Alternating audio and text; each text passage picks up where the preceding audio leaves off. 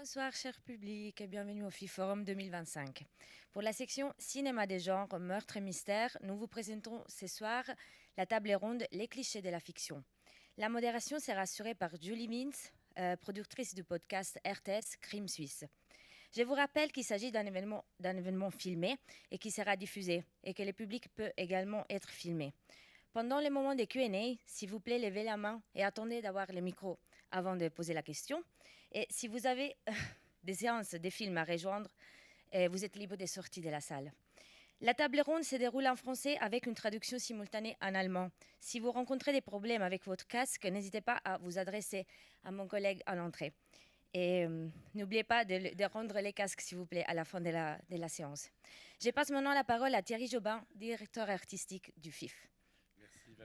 Merci Valentina. On se croirait dans un avion quand on nous explique. Et les sorties de secours, comme ça. Hein. Merci beaucoup d'être là. Comme disaient les frères Dardenne, quand ils sont venus, j'avais travaillé 3 ans pour qu'ils viennent. Et puis à la toute première séance, je me souviens, c'était un samedi à midi. Ils sont entrés dans la salle, c'était le Rexin, où il y avait beaucoup plus de place que ça. Il n'y avait que 15 personnes. Et Jean-Pierre Dardenne s'était retourné vers moi et il m'avait dit on préfère la qualité à la quantité. Et en fait, ici, la quantité, elle viendra du fait que ce sera diffusé. C'est vrai que dans un festival de cinéma, les gens vont voir des films. Toutes les salles sont pleines autour, je vous rassure. Mais je suis très content aussi que vous puissiez être là pour poser des questions, participer. Euh, on a choisi simplement ce thème meurtre et mystère, pas seulement parce que moi je suis un fou furieux je pense que j'ai vu tous les Faites entrer l'accusé, mon épouse aussi, et on a eu un bébé il y a pas très longtemps, et des fois on la changeait en regardant des Faites entrer l'accusé. Vraiment, voilà, pour moi il y a Cauchemar en cuisine, Faites entrer l'accusé, et les crimes suisses et les vieux Pierre Bellemare, quand tout à coup au milieu de l'émission il disait au comble, au pinacle du suspense, il disait et maintenant une page de publicité. Je pense que vous vous en souvenez. En fait, ce qui nous intéressait, c'était d'essayer de trouver une section un peu ludique et qui passionne tout le monde. En fait, probablement depuis la nuit des temps, il y a des récits d'assassinats, de meurtres, des rois qui se sont fait oxyre, etc.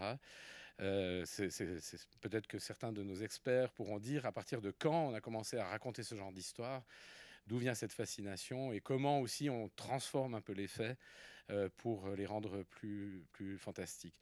Ce qui nous intéressait, nous, tout est parti d'un film qui s'appelle Santosh, qu'on a passé, je crois, aujourd'hui. Je ne sais pas s'il repasse encore une fois.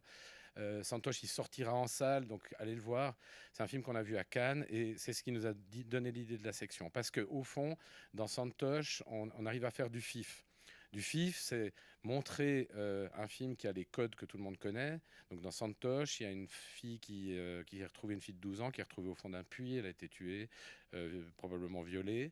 Et voilà, c'est un épisode des experts au fond. On voit très bien le genre d'épisode qu'ils pourraient faire, sauf que ça se passe en Inde et que tout le contexte culturel tout à coup fait qu'on entre dans quelque chose d'autre, qu'on voyage quelque part ailleurs, à commencer par cette chose extraordinaire qui se passe en début de film. Je ne sais pas si certains ou certaines d'entre vous l'ont vu.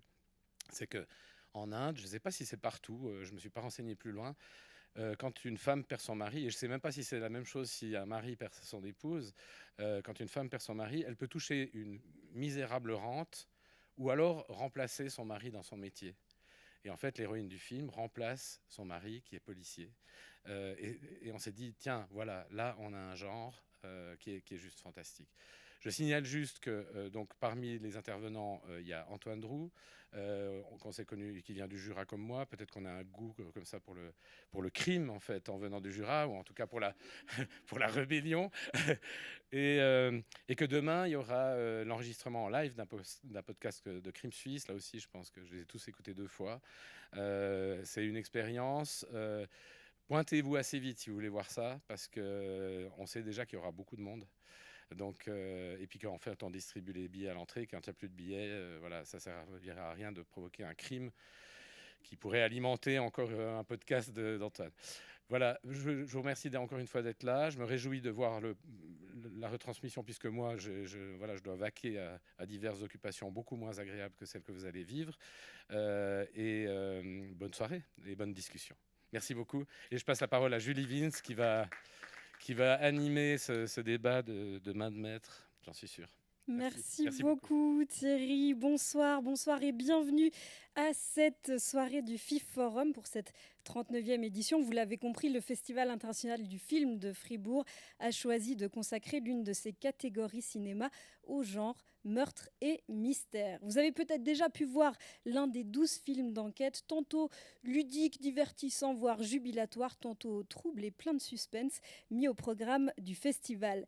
The Wig, El Llanto ou encore Sentosh dont on vient de parler ont été sélectionnés parce qu'ils bousculent les idées préconçues via d'habiles choix cinématographiques et narratifs destinés à orienter votre vision à vous, public, pour mieux vous impliquer ou parfois vous déstabiliser dans votre quête de vérité. Je m'appelle Julie Vince, on l'a dit, je suis productrice pour les podcasts Société et Culture de la RTS, en particulier Crime Suisse dont on parlera ce soir, et je vais vous accompagner dans cette exploration de ce monde des enquêtes criminelles qui nous fascine tant. On va aller ensemble explorer les zones frontières entre la réalité et la fiction et on va faire ça en 2 services. Pour l'entrée, je vous propose une discussion d'1 heure ici même sur scène avec d'incroyables guests qui me rejoindront tout bientôt. Et pour le plat principal, ce sera à vous de jouer. Donc notez toutes vos questions dans un coin de votre tête ou sur votre téléphone. D'ailleurs, j'en profite pour vous demander, si vous ne l'avez pas encore fait, de le mettre sous mode silence. Alors, pour décortiquer les clichés de la fiction en matière de meurtre et mystère, nous allons avoir besoin d'une spécialiste du cinéma. Elle a étudié son histoire à l'Université de Lausanne, puis pris la plume pour pratiquer la critique dans la revue Cinéfeuille dont elle a été rédactrice en chef. Elle a aussi œuvré en tant que médiatrice pour connecter les gymnasiens et gymnasiennes vaudois au monde du cinéma avant de se lancer dans une thèse sur l'histoire de la cinémathèque suisse. Elle aime passer du temps auprès des publics et elle le fait encore aujourd'hui grâce au Cercle d'études cinématographiques de Lausanne. Je vous demande un tonnerre d'applaudissements pour Adèle Morero.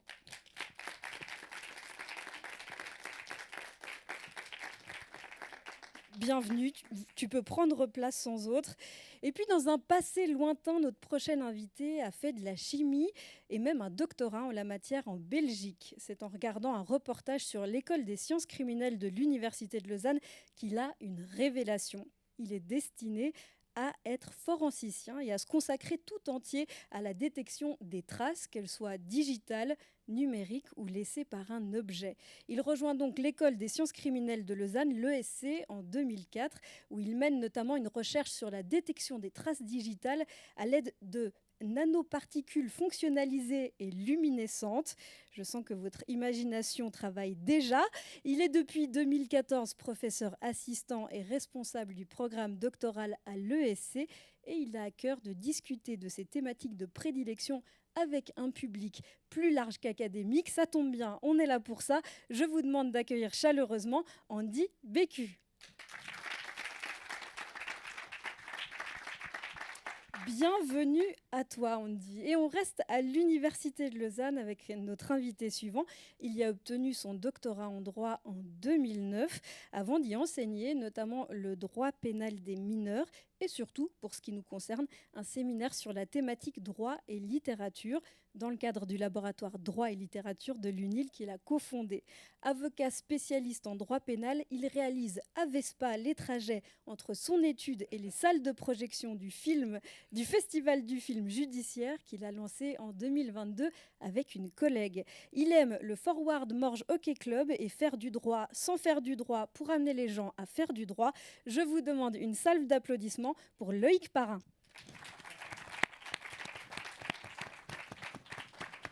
Bonsoir Loïc, and last but not least, notre dernier invité a tendu son micro de la RTS à Loïc Parrain il y a quelques semaines dans le cadre de son podcast à succès Crime Suisse où il raconte des affaires criminelles qui ont marqué notre pays, un podcast lancé en 2023.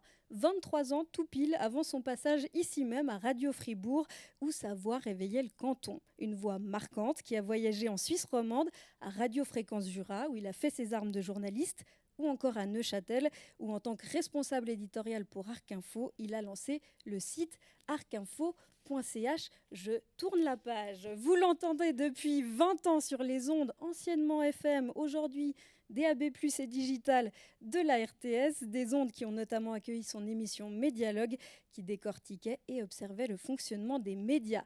Il apprécie la bonne cuisine, qui lui rappelle sa première vie de cuisinier dans les palaces, et qu'il partage le vendredi dans son guichet de cuisine de l'émission On en parle. Et évidemment, il adore collaborer avec la productrice du podcast Crime Suisse. Je vous demande d'accueillir comme il se doit Antoine Drou.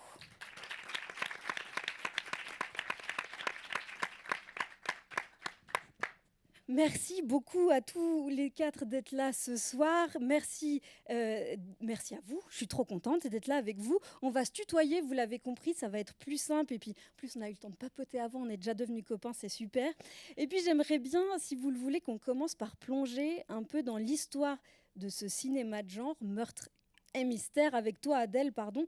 Est-ce que c'est un genre qui a toujours eu un souci de réalisme, une volonté de coller le plus possible à la réalité?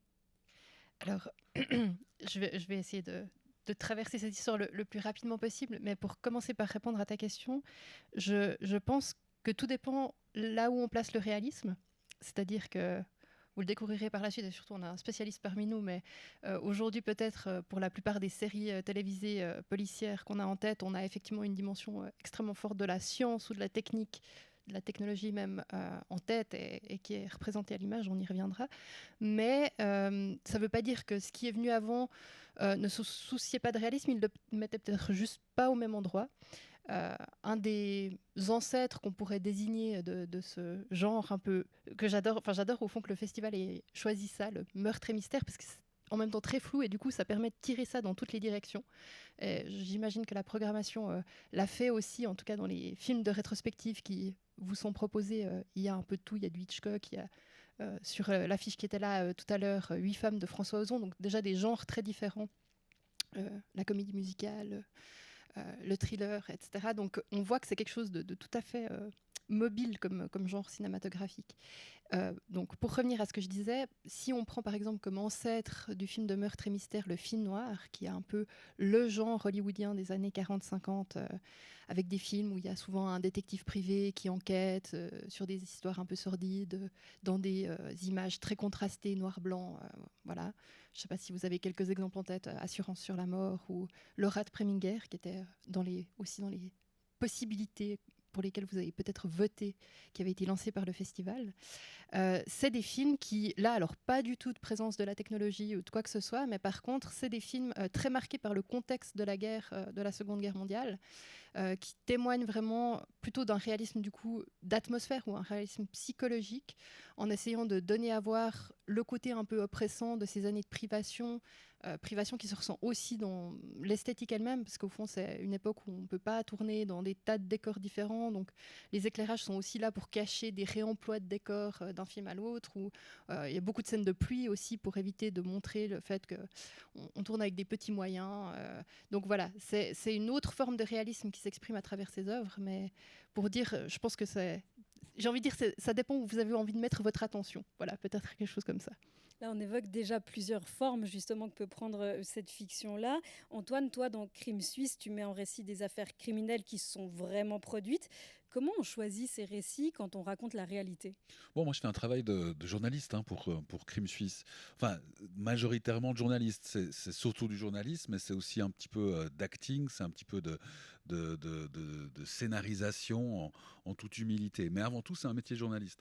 Donc, comment on choisit les histoires? On les choisit selon l'intérêt journalistique de ces histoires. Pour Crime Suisse, c'est assez simple. C'est des crimes qui se sont passés en Suisse. Ça, je crois que tout le monde a compris. Mais c'est des histoires qui ont un début, un milieu, une fin. Pour nous, à la RTS, pour ce podcast, il est hors de question de prendre des histoires qui sont toujours en cours, des histoires dont le procès n'a pas encore eu lieu. D'autres collègues, j'ai pas envie de les appeler collègues, mais il y a d'autres personnes qui font du true crime, du crime véridique, comme disent les Québécois, qui ne prennent pas autant de précautions. Récemment, en Espagne, des producteurs d'une série de true crime voulaient faire sortir le premier épisode le premier jour du procès. Et évidemment, ça a créé une grande polémique parce que voilà, il y a un impact évident des médias sur la réalité et sur l'issue juridique qui aurait pu être donnée à un crime. Donc voilà, c'est le premier critère, enfin, crime en Suisse. Deuxième critère, un début, un milieu, une fin. Et puis il faut qu'il y ait un intérêt journalistique. Le but de Crime Suisse, c'est pas d'aligner des faits divers comme des noix sur un bâton. C'est de raconter le pays sous ses angles historiques, sociétaux, juridiques, forensiques, de témoigner, si vous voulez, de ce qui s'est passé dans notre pays. Et puis notre point d'entrée, c'est le récit de ces sordides affaires. Et dans Crime Suisse, on a aussi cette deuxième partie qui sont des interviews où on a parfois des forensiciens, où on a parfois des avocats. Et puis dans la fiction, ce qui est sûr en tout cas, c'est que ça a permis la visibilisation des métiers du crime que vous pratiquez, Andy et Loïc. J'ai un peu l'impression que vous êtes des parrains de la mafia quand je dis que vous pratiquez des métiers du crime. Mais donc forensiciens et avocats, on le rappelle. Et cette fiction, elle a vraiment permis de rendre visible une grande partie de vos métiers. Est-ce que ça, c'est pour le meilleur ou pour le pire? Andy, tu me disais au téléphone, quand on préparait cette table ronde, « moi, j'aime pas du tout les polars, ni les séries policières d'ailleurs, mais elles ont servi à quelque chose dans le cadre de ton métier. » Effectivement, ce qu'on peut relever par rapport aux experts, qui est la série un petit peu qui illustre cet aspect criminalistique ou forensique, c'est qu'elle a permis de faire connaître la discipline auprès du grand public d'une manière un petit peu à la sauce hollywoodienne, forcément, vu que ça vient des États-Unis. Et puis pour rebondir sur ce que tu disais, Adèle, juste avant, effectivement, là, on fait la part belle à la technique, on fait la part belle aux traces, aux méthodes de détection, aux méthodes d'analyse, voire peut-être même un peu trop, parce qu'alors on éclipse finalement le métier, on va dire, d'enquêteur ou toute la démarche d'enquête, d'investigation traditionnelle qui est toujours, à l'heure actuelle, finalement importante dans le cadre d'une enquête. Et est-ce qu'on a senti un engouement, tu enseignes à l'ESC, est-ce qu'on a senti un engouement des étudiantes et étudiants en lien avec cette exposition dans la fiction ?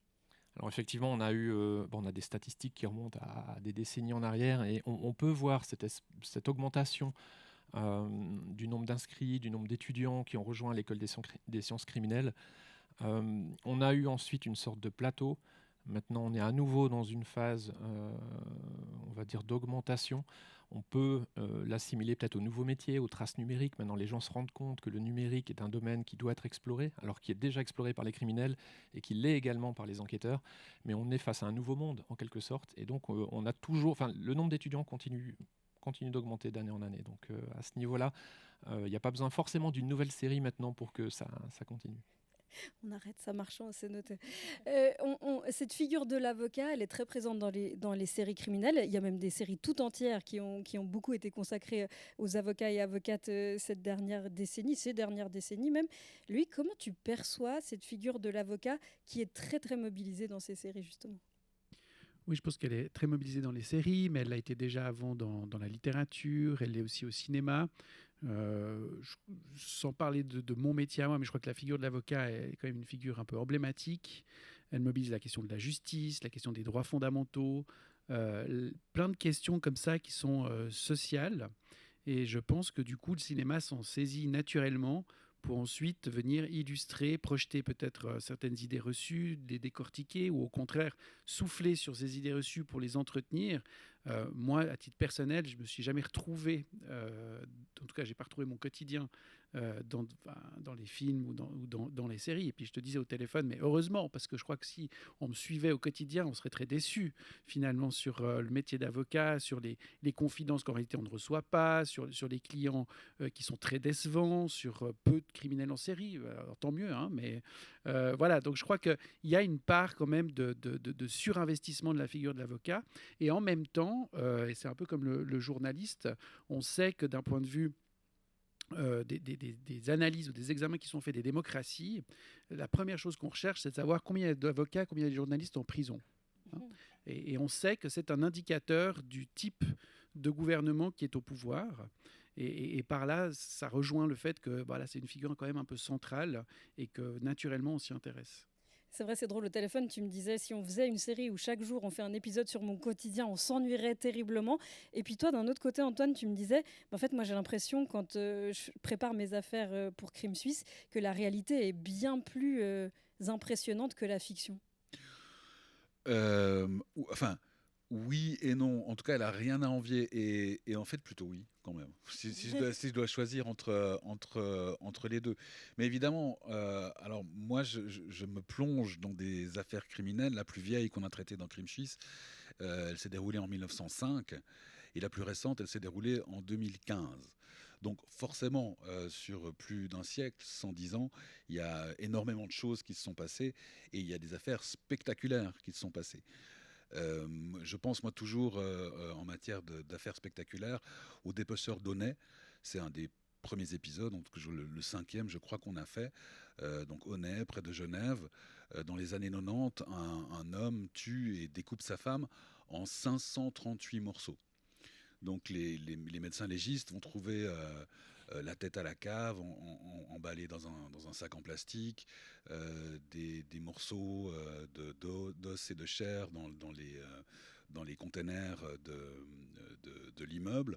Mon oncle habitait en face, à l'avenue de Gros-Chêne, à Aunay. Il se souvient encore de cette conversation qu'il a avec un voisin et qui lui dit je ne sais pas ce qu'ils ont mis dans ces containers, mais ça sent horriblement mauvais. Il ne l'a pas dit comme ça, mais je ne veux pas être trop violent.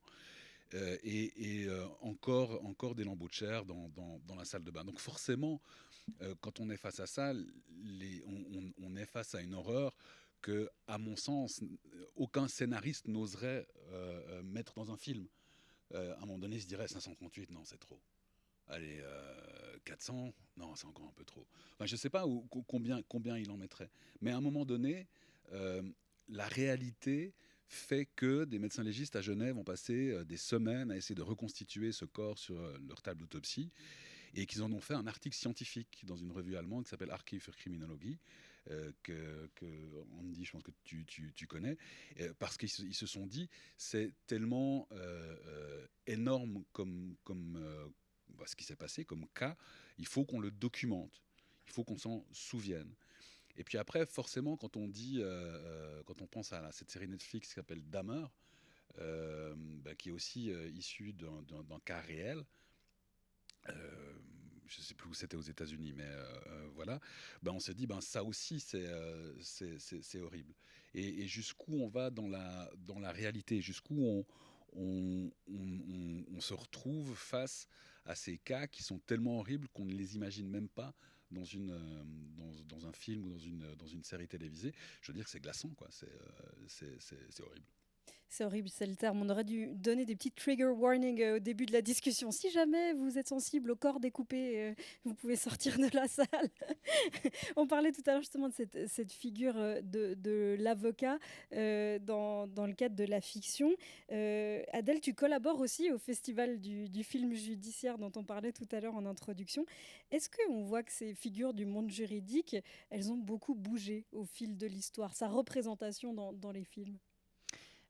Mais j'ai l'impression que Loïc a déjà répondu en partie, c'est-à-dire que oui, sans doute, comme toujours, enfin, je trouve c'est intéressant, on retrouve ça dans ce que vous partagez en tout cas sur vos deux métiers, que ces figures emblématiques finalement elles servent souvent à refléter les enjeux d'une époque ou d'un genre ou d'un propos, donc justement parce qu'elles sont tellement connues et elles sont associées à des types dans nos têtes, et je trouve le genre dont on parle en général, c'est un de ses plaisirs et un de ses enjeux, c'est de justement reposer sur des codes qu'on a tous et toutes très bien identifiés, et du coup de s'amuser aussi parfois à les détourner et à les déjouer. Pardon, je dis ça parce qu'en vous écoutant, je trouve au fond assez fascinant comme c'est finalement la mise en récit du réel, aussi horrible soit-il, qui traverse un peu ce qui nous intéresse ici. Et on sent qu'il y a une possibilité justement de jouer avec des figures aussi ancrées dans le réel soit-elles, mais que c'est finalement ce jeu-là. Et c'est Thierry Jobin qui a parlé de ludicité tout à l'heure. Et je trouve que c'est un genre qui qui se nourrit beaucoup de ça, du jeu, de l'échange des rôles, du fait qu'en tant que spectateur et spectatrice, on est aussi amené à participer à l'intrigue d'une manière ou d'une autre, à échanger notre rôle avec peut-être celui de l'auteur ou de la victime. Et donc, voilà, cette dimension de aussi déjouer parfois les règles. On évoquait tout à l'heure le fait que le podcast d'Antoine attire surtout des femmes aussi dans la référence qu'elles peuvent avoir à des affaires réelles et à se positionner. Et, je sais pas, vous avez sans doute vu la série Only Murders in the Building.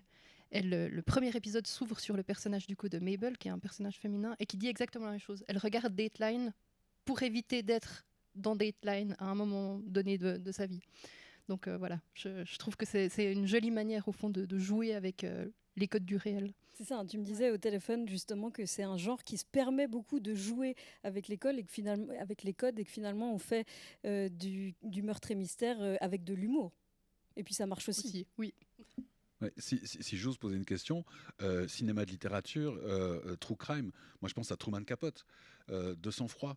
Il raconte, enfin, j'ai pas envie de dire qu'il romance parce qu'il est juste dans son récit, c'est-à-dire qu'il a accès au dossier juridique d'un horrible massacre qui se déroule dans un ranch aux États-Unis par deux voyous, et il en fait un livre, il en fait de la littérature. C'est juste ou c'est faux? Et puis après, ça devient même un film plus tard. Et là, c'est là que Thierry Jeman se demandait quand c'est que ça commence, hein, ces récits. J'ai l'impression que c'est là. C'est juste ou c'est pas juste? Je sais pas si tu veux. En tout cas, du côté du cinéma, ça commence très tôt parce que les premiers films, dès le moment où on passe au fond à des films de fiction, on va très vite s'inspirer des feuilletons qui paraissent dans la presse. Alors, pas forcément des feuilletons de faits divers, mais typiquement les séries Fantomas, etc. Donc, le genre policier vraiment apparaît très très tôt. Ceci dit, on pourrait dire ça d'à peu près tous les genres cinématographiques, mais il a vraiment une longue histoire et pour le coup, il a aussi donné lieu à des films et des séries très emblématiques dès le départ. Donc, ce goût-là, avec toutes les variations qu'on peut imaginer, les années 30, c'est peut-être plus les films de gangsters, aussi liés à la prohibition toute récente aux États-Unis. Donc, il y a plusieurs variations là autour, mais je pense qu'il y a une fascination sur laquelle je ne saurais me positionner. Peut-être plus des gens qui travaillent cette matière-là ont peut-être une meilleure vision de ça, mais... De fait, ça a l'air de plaire. Sur la fascination, Antoine? Bon, moi, je vais laisser la parole aux autres aussi, mais parce que ça, moi, je peux en parler pendant des heures. Il y a l'effet cathartique. J'ai pris des petites notes, hein, vous n'en voulez pas. Aristote, la définition de l'effet cathartique dans le Larousse, c'est un effet, le spectateur d'une représentation dramatique ressent un effet de purification. En gros, on veut tous tuer notre voisin un jour ou l'autre, mais on ne le fait pas, heureusement. Mais quand quelqu'un le fait, on est intéressé par ce qui s'est passé. On veut savoir pourquoi est-ce qu'il l'a fait, qu'est-ce qui s'est passé, comment est-ce qu'il l'a fait. Et puis si j'avais été le voisin, comment est-ce que j'aurais réagi, est-ce que j'aurais réussi à en réchapper. Et puis après, il y a une histoire d'identification aussi. Et ça, je pense que le cinéma, je ne suis pas du tout un spécialiste de cinéma, mais je pense que le cinéma fait qu'on s'immerge dans une histoire, on s'identifie aux gens qu'on voit sur l'écran. Et puis, je pense qu'à la base, il y a aussi cette soif de comprendre de l'humanité. C'est pour ça qu'on est sorti de nos grottes, c'est pour ça qu'on est allé sur la Lune. Comment ça marche, qu'est-ce qui s'est passé, qui a fait quoi. Ça, je pense que c'est les ressorts, voilà, 3 ressorts comme ça, un peu au hasard, enfin pas au hasard, 3 ressorts qui, selon moi, expliquent en partie cette fascination qu'on a pour ces histoires de crimes. Oui, je voudrais réagir par rapport à ça parce que c'est vrai qu'à la base de toute enquête, de toute procédure judiciaire, il y a cette question, mais qu'est-ce qui s'est passé, hein? Et puis ensuite, qu'est-ce qu'on va en faire? Donc c'est une longue histoire d'interrogation à laquelle, à mon avis, le cinéma fait écho. Et aujourd'hui, moi, je lis aussi l'engouement qu'on a pour la série Les Experts parce que, dans un premier temps, on va confier au juge d'instruction, au procureur, cette question, mais qu'est-ce qui s'est passé? Puis après, au juge, dans ces films de procès aussi, de savoir qu'est-ce qui s'est passé. Je pense au film le procès Goldman, est-ce que c'est sorti l'année passée ou il y a 2 ans, où c'était de nouveau cette question, mais qu'est-ce qui s'est passé ce jour-là au moment des fêtes? Et puis aujourd'hui, il y a un déplacement de la charge de cette question du côté des experts. Et aujourd'hui, on se tourne moins vers le juge que vers l'expert, qui est comme ça auréolé d'un savoir que les autres n'ont pas, et notamment cet art de décrypter les traces et de pouvoir ensuite aider, ou en tout cas fournir un début d'interprétation qui doit servir l'élucidation de ce qui s'est passé. Et je pense qu'aujourd'hui, on est énormément dans ce questionnement et on mobilise la science pour nous aider, et c'est donc naturellement qu'on se tourne vers ceux qui savent alors que nous ne savons pas. Et par là, je trouve que, de mon point de vue, mais autant que pour l'avocat, mais que pour les experts, on laisse croire le public à cette capacité de décrypter sans l'ombre d'un doute, sans le risque d'erreur, cette histoire de qu'est-ce qui s'est passé, alors qu'en réalité, et tu en parleras mieux que moi, la trace, ben voilà, on peut dire qu'il y a une trace ADN, on va éventuellement pouvoir établir un profil de la personne qui a laissé cette trace ADN. Maintenant, est-ce qu'elle l'a laissée parce qu'elle était là au moment du crime et qu'elle en est l'auteur, ou est-ce qu'elle est simplement passée 2 jours avant? Je veux dire, les experts, là, sont tout aussi empruntés qu'un juge. Tu veux répondre, Andy, avant qu'on passe dans le très concret? Alors oui, pour rebondir sur ce que tu as dit, c'est exactement ça. C'est cette image que ça peut véhiculer du fait que la trace va répondre à toutes les questions et va lever tous les doutes. Le biais qui peut arriver, c'est de dire s'il y a son ADN, c'est forcément lui le coupable. Alors qu'en fait, les choses sont beaucoup plus compliquées que ça. Déjà sur le fait que si votre ADN se trouve sur une scène de crime, c'est pas forcément parce que vous y étiez. Donc on a vraiment ce transfert vers la science, parce qu'effectivement, il y a le côté peut-être aussi mystère qui est autour de la science, de dire on a quelque chose de mystérieux, mais qui en même temps repose sur des appareils.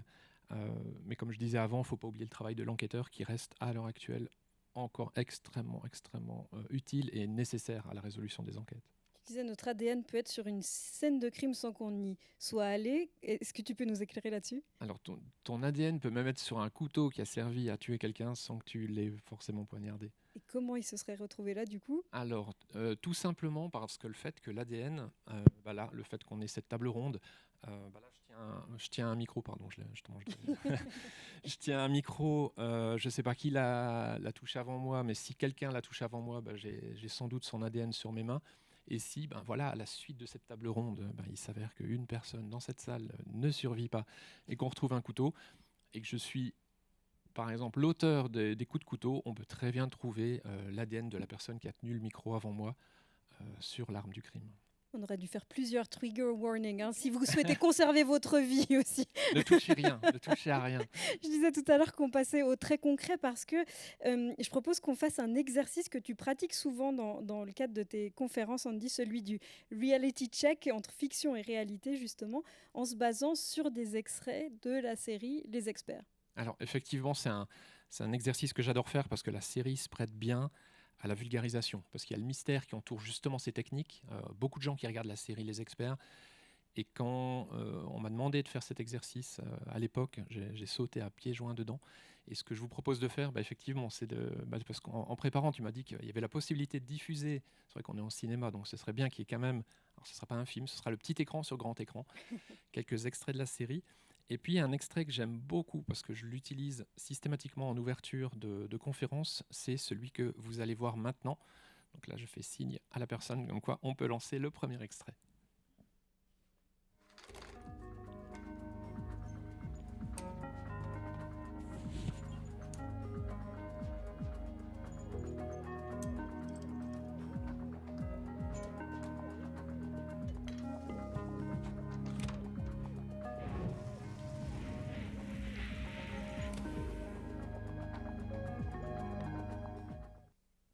Alors, décrypte-nous ce premier extrait, Andy. Alors, ce que vous venez de voir, alors la première question qu'on pourrait se poser, c'est de se dire, déjà, est-ce que cette technique existe? Est-ce que les résultats qui sont présentés ressemblent à ce qu'on a dans la réalité? Et là, on vient de voir, c'est une technique qui est actuellement la technique la plus utilisée au monde pour détecter les traces digitales sur des surfaces lisses, c'est-à-dire sur un verre, sur un couteau, sur le manche d'un couteau ou la lame d'un couteau. C'est ce qu'on appelle les vapeurs de cyanoacrylate. Le cyanoacrylate, vous en avez tous et toutes chez vous, c'est tout simplement de la colle superglue. Donc on a tous, je pense, un tube de superglue ou un flacon de superglue chez nous. Et en fait, cet extrait-là, je l'aime beaucoup parce qu'il y a un côté pédagogique dans le sens où, vous le verrez, parce qu'on va le revoir une deuxième fois. J'aime bien cet extrait parce que quand vous le voyez une deuxième fois, vous allez pouvoir savoir ce que vous voyez. En gros, comment on procède? On met déjà, on doit mettre les objets sur lesquels on veut détecter des traces digitales dans une espèce de cuve. Donc là, c'est ce qui va se passer. Elle voulait retrouver des traces digitales sur des douilles. Ensuite, on met de la colle superglue dans une petite coupelle en aluminium qu'on place sur une plaque chauffante. Et en fait, on chauffe cette colle à 120 degrés.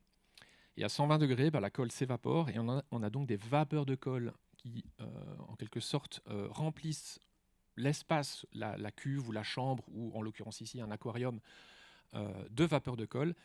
Et pour des raisons alors qui sont trop compliquées à expliquer ici, mais en fait, dans certaines conditions, la colle va se déposer là où il y a des traces digitales et elle va les rendre blanches. Donc ça, c'est sur le papier ce qui se passe, c'est ce que j'explique à mes étudiants en deuxième année bachelor. Et l'autre chose, par contre, qu'il faut savoir, c'est que, je pense qu'il ne faut pas être chimiste pour s'en rendre compte, mais imaginez respirer des vapeurs de colle, je pense que ce n'est pas quelque chose que vous aimeriez faire. Et effectivement, dans la réalité, les cuves qu'on utilise sont équipées d'un filtre à charbon actif qui va absorber toutes les vapeurs de colle avant de pouvoir accéder aux pièces. Donc sinon, c'est mortel, toxique, ou en tout cas assez mortel. Revoyons alors cet extrait.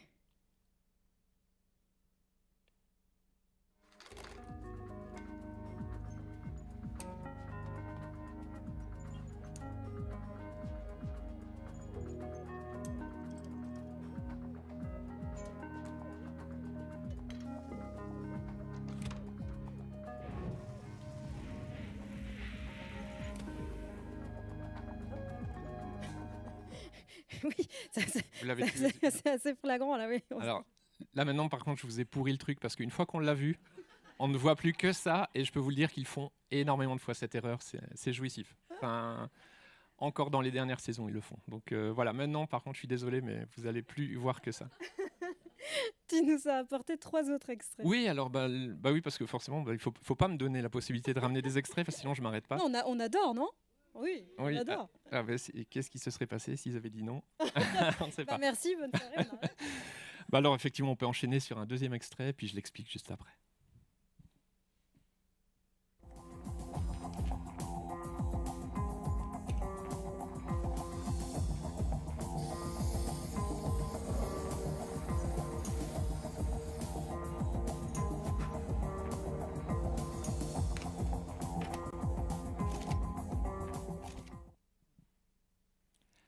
Alors là, avant de l'expliquer, j'aimerais, si c'est possible, de faire un mini exercice, mais très rapide, il faut que vous soyez réactif. Mais qui dans la salle pense que il existe un spray comme ça, qui fait que si on spraye un bout de papier, les traces digitales vont apparaître en mauve? Qui pense que ce spray existe? Personne. Non, il y a deux personnes. Deux personnes et demie. Et il y en a qui c'est un peu levé, puis qui... Non. Eh bien, en l'occurrence, il existe, ce spray. Ah. Bravo, bravo, 2 personnes et demie. Là aussi, si je donne la conférence, après je fais une capture sur image, etc. Mais en gros, la bonbonne qu'elle utilise, le grand public ne peut pas l'acheter, mais les services de police aux États-Unis peuvent l'acheter. Le réactif, ça s'appelle la ninhydrine. C'est un réactif aux acides aminés qui a été utilisé en sciences forensiques en 1954, et qui est encore utilisé à l'heure actuelle. Alors, à l'école des sciences criminelles, on l'enseigne encore à nos étudiants, forcément. On l'enseigne par immersion, c'est-à-dire qu'on immerge finalement les papiers dans une solution qui comporte de la ninhydrine, qui contient de la ninhydrine. Mais en fait, commercialement, il y a un spray qui existe, qu'on peut sprayer, et ça va en quelque sorte amener de la ninhydrine sur la pièce, qui va ensuite réagir avec les acides aminés qu'on a dans la sueur. Le seul défaut que je peux trouver à cette séquence-là, c'est que si on respectait la réalité des choses, il faudrait attendre 24 à 48 heures avant de voir quoi que ce soit. Donc l'épisode serait très long. Imaginez, allez, une page de pub de 48 heures et on se retrouve après. Mais sinon, tout le reste est vrai. Donc le spray est vrai. L'apparence finale, c'est-à-dire des traces mauves, c'est tout à fait correct. C'est juste le timing qui est extrêmement court dans le rendu de réaction. Ils ont presque fait tout juste. Il y a juste un petit besoin narratif qui fait que Ouais, je peux on doit comprendre. prendre un petit raccourci à On cet peut leur endroit-là. pardonner. On peut leur pardonner. Dans le 3e extrait, on parle toujours de la ninidrine. Ouais, et cette fois, c'est donc dans cet extrait qu'on a vu là, c'était CSI de l'époque, l'original, et l'extrait que je vous propose maintenant, c'est dans CSI Vegas, qui est sorti l'année dernière, où enfin ils ont recommencé la série après un arrêt de quelques années. Et donc c'est aussi la ninidrine, mais comme finalement l'alternative, l'application par immersion, sur laquelle il y a aussi pas mal de choses à dire. Si jamais les sales pattes de cet avocat sont sur ses billets, alors on aura gagné la partie.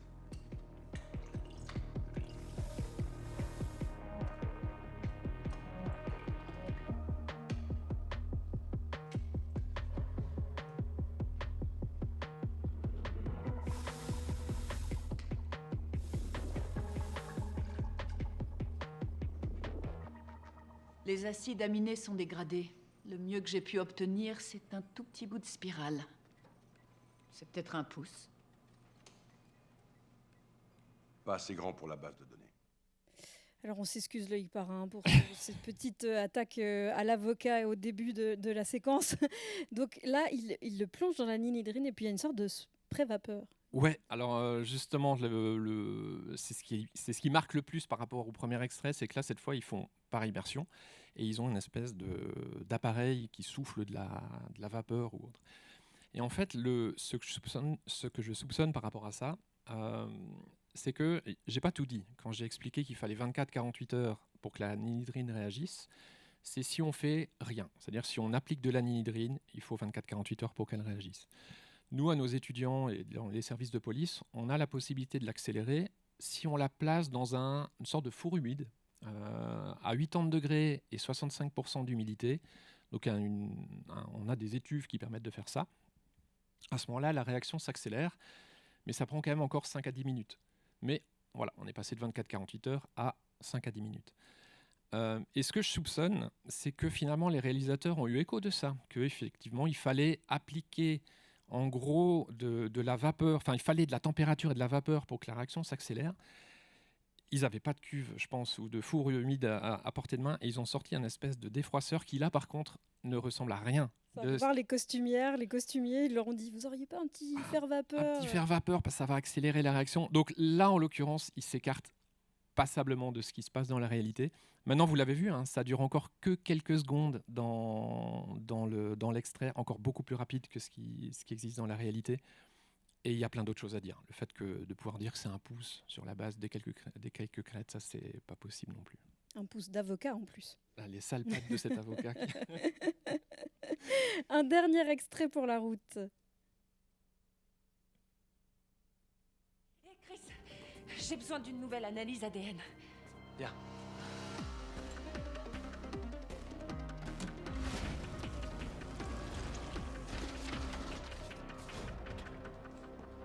C'est sa femme. C'est sa femme. C'est sa femme. En prison, la femme. Celui-là, il est mythique. C'est le plus court des 4 et je trouve qu'il symbolise très bien le biais auquel est confronté le public. Voilà, on veut une analyse ADN. La force du montage et la dynamique du montage fait qu'on l'obtient. On a l'impression qu'elle l'obtient 5 minutes après, 10 minutes après.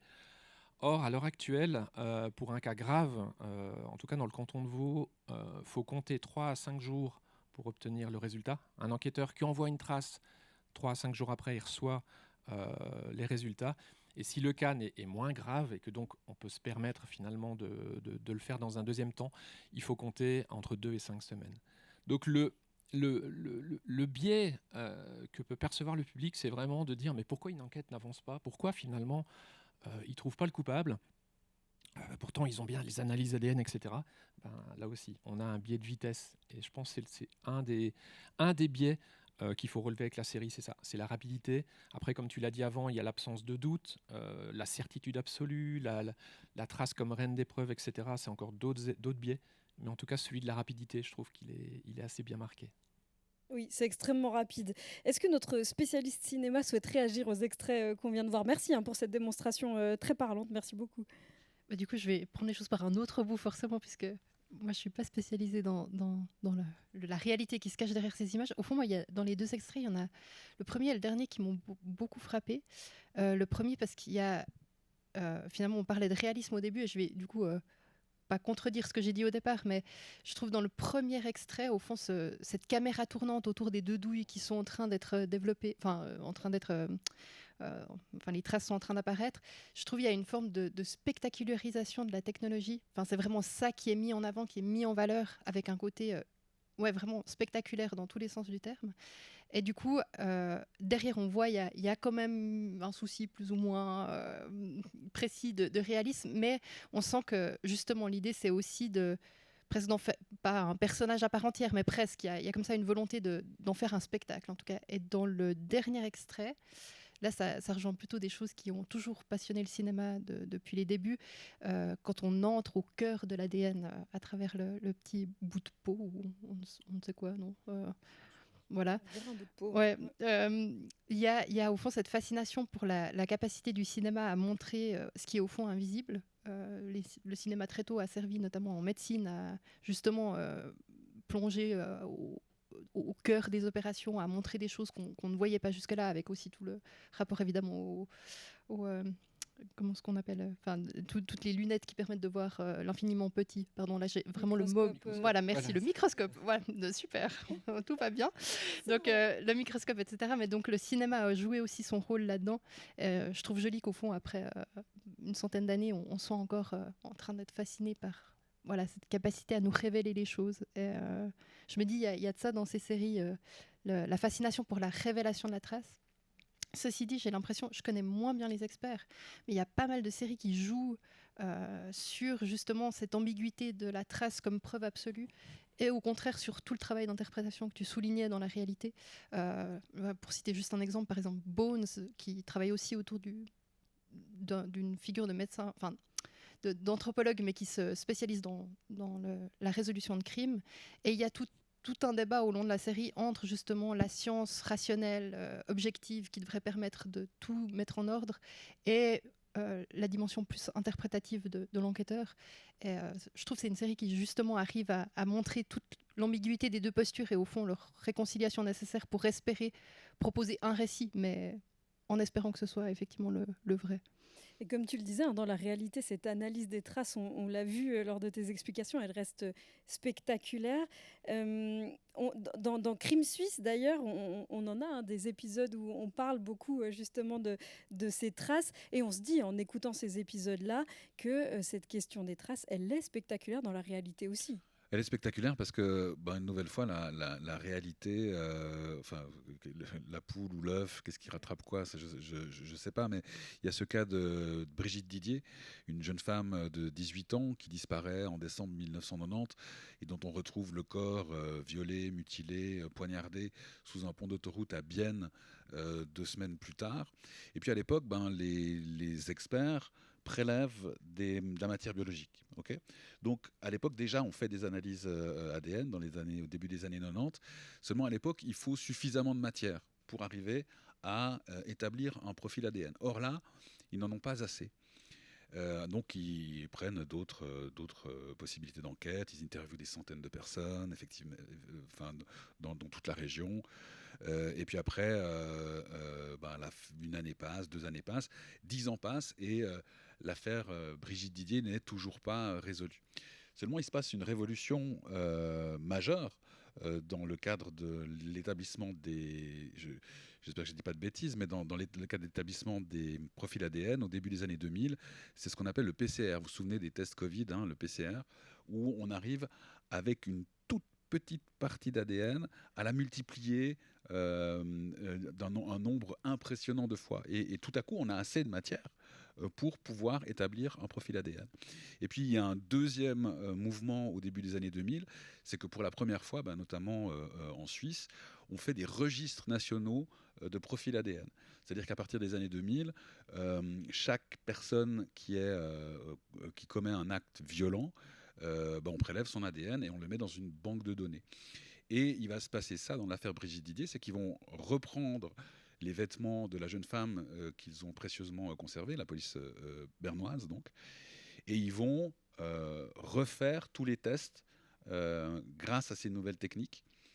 Et il se trouve que sur la petite culotte de Brigitte Didier, ils vont retrouver 2 spermes différents, 2 profils ADN différents. Et puis, évidemment, là, sur l'interprétation de la trace, on peut se dire, premier réflexe, c'est 2 personnes qui ont tué cette jeune femme. Je spoil, donc pardon. C'est 2 personnes qui ont tué cette jeune femme. Non, parce que l'ADN a survécu d'une relation tout à fait consentie avant qu'elle se fasse finalement, que cette jeune femme se fasse finalement tuer. Donc voilà, on va arrêter 2 personnes, confondre 2 personnes. Et puis, sur une des 2, il y en a une qui va passer plusieurs mois, de longs mois en prison préventive, parce que son ADN est sur la petite culotte de la victime, alors qu'elle n'a rien fait. Enfin, rien fait de répréhensible. Et puis finalement, l'enquête va montrer que non, c'est le 2e homme tout seul qui a commis ce meurtre. Donc dans la réalité, effectivement, à mon sens, on a là un cas spectaculaire d'avancée scientifique qui permet de vraiment résoudre un cas qui sinon serait tombé dans les cold cases suisses.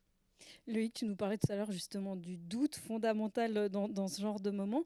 Comment, dans la réalité, ça se passe quand on est confronté à ce genre de preuves, par exemple, qui reviennent à la surface des années après? En tant qu'avocat, on est confronté à ça. Comment on gère? Est-ce qu'on est en contact dans la réalité avec les expertes et c'est là que ça se joue? C'est là qu'on éclaircit le doute? Comment on fait? Comment on deal avec ce doute? Effectivement, c'est très important et c'est le sens de la présomption d'innocence, c'est qu'on doit partir du principe que la personne qu'on suspecte en réalité n'a rien fait. Et donc il va falloir administrer des preuves pour vérifier ou infirmer l'hypothèse selon laquelle c'est cette personne qui serait passée à l'acte ou qui aurait commis l'infraction. Et c'est là toute, à mon avis, l'importance, c'est pas moi qui le dis, mais c'est le tribunal fédéral et c'est au fond de l'histoire, c'est là l'importance de la présence de l'avocat qui va se montrer critique à l'égard de l'hypothèse qui a été émise et des preuves qui sont administrées. Je vous donne quelques exemples un peu historiques aussi. Pendant très longtemps, la police utilisait pour l'identification des cambrioleurs la trace d'oreille. Parce qu'on partait du principe que le cambrioleur, avant de rentrer dans la maison, il a collé son oreille contre la maison, la porte, la fenêtre, etc. Donc, je ne sais pas par quel procédé forensique, mais on relevait la trace d'oreille, et puis ensuite on confondait un éventuel suspect en disant ça c'est votre oreille, et donc vous êtes l'auteur du passage à l'acte. Et donc il y a tout un tas de condamnations qui ont été rendues pendant des années sur la base de la méthode dite de la trace d'oreille, jusqu'à ce qu'un jour un avocat critique cette méthode en disant au fond, donnez-moi la littérature scientifique qui vous permet de justifier le fait que ce soit une technique qui soit fiable. Et en fait, il a été impossible pour la police de fournir cette documentation, et le tribunal fédéral, dans un arrêt de principe, a indiqué désormais vous n'utiliserez plus cette méthode-là pour l'identification des cambrioleurs. Donc on a ici une nécessité de se montrer critique à l'égard de la méthodologie qui est utilisée, plutôt d'abord sur le fondement scientifique de la méthode, puis ensuite sur la méthodologie qui a été utilisée, parce que les aspects forensiques, etc. Moi, le premier truc que je vois dans l'extrait, c'est le fait qu'elle a des gants. N'est-ce pas? Parce qu'il y a des précautions à prendre dans le traitement des traces pour éviter des phénomènes de pollution. Et il y a un cas qui, pour moi, est emblématique sous l'angle des traces ADN. C'est celui qui est en Allemagne du fantôme d'Edelbaum, où, il y a un moment donné, il y a toute une série de crimes, d'homicides qui se commettent dans toute l'Allemagne. Et puis, on retrouve à chaque fois la même trace ADN. Et on n'arrive pas à retrouver dans ce fameux registre un profil. Et donc, l'Allemagne a peur parce qu'il y a un tueur en série qui sévit partout. Et en fait, là aussi je spoil, mais en fait, à la fin, on s'aperçoit que c'est la laborantine qui traite toutes les traces qui sont envoyées, qui laisse son profil ADN sur le matériel qui a été recueilli. Et donc, en fait, c'est simplement son profil à elle qui était, et puis évidemment, comme elle avait un casier judiciaire vierge, elle n'était pas dans la base de données.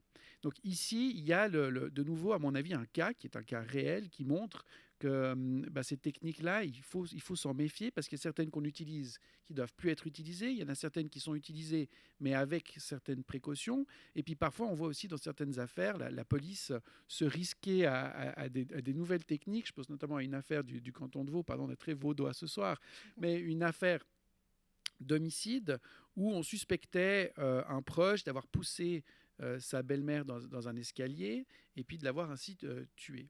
Et puis effectivement, on a retrouvé dans le couloir de l'escalier des traces de sang, parce qu'elle s'était effectivement cognée à certains endroits. Et puis la police s'était dit, mais est-ce que par la lecture des traces de sang, par la dynamique de ces traces, est-ce qu'on n'arriverait pas à reconstituer la scène de crime et de savoir si oui ou non elle a été poussée ou est-ce qu'elle est juste tombée.